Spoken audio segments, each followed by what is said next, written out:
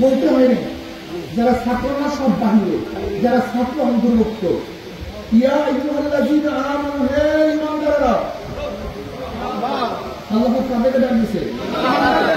যারা ঈমান নাই বাহির হয়ে গেছে, কথা বল, যারা ঈমান নাই যদি বাতিল বাহির হয়ে গেছে, ওদের কোনো বয়ান নেই। ওয়াতাকিউ ফাইন্না যিকরা তানফাউল মুমিনিন, বয়ান নসিহত ওয়াজ যাদের মধ্যে ঈমান আছে তাদেরকে ফায়দা দিবে, যাদের মধ্যে ঈমান নাই আমার অনুসার ওই ব্যক্তির রোগ সারবে যে রুগীর মধ্যে রুগী আছে, যে রুগীর মধ্যে রুগী নাই। আমি গ্রামে গ্রামে ঔষধ পান করালেও সেই রুগীর রোগ সারবে না। আমার বয়ানের ফায়দা হবে যাদের কি আছে, যাদের বলেন ঈমান কি জিনিস, ঈমান কাকে বলা হয়? তিন জিনিসের সম্পূর্ণ ঈমান হয়। কয় জিনিসের? অন্তরে বিশ্বাস করা, বলেন বিশ্বাস অনুযায়ী স্বীকার করা, বিশ্বাস ও স্বীকার অনুযায়ী কাজ করা। বিশ্বাস এক ধরনের, স্বীকার অন্য ধরনের, আপনি মানবেন। স্বীকার এক ধরনের, বিশ্বাস ভিন্ন ধরনের, আপনি মানবেন।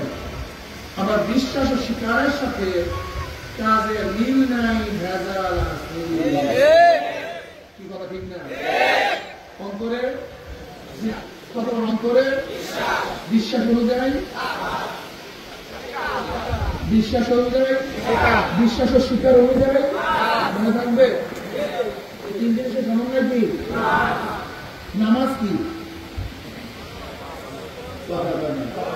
নামাজ নফল, সুন্নাত না ফরজ? নামাজ কি? বিশ্বাস করছেন, স্বীকার করছেন। যারা নামাজ করেন না, স্বীকার হইল না, রোজা কি? বিশ্বাস করছেন, স্বীকার করছেন। যারা রাখেন না,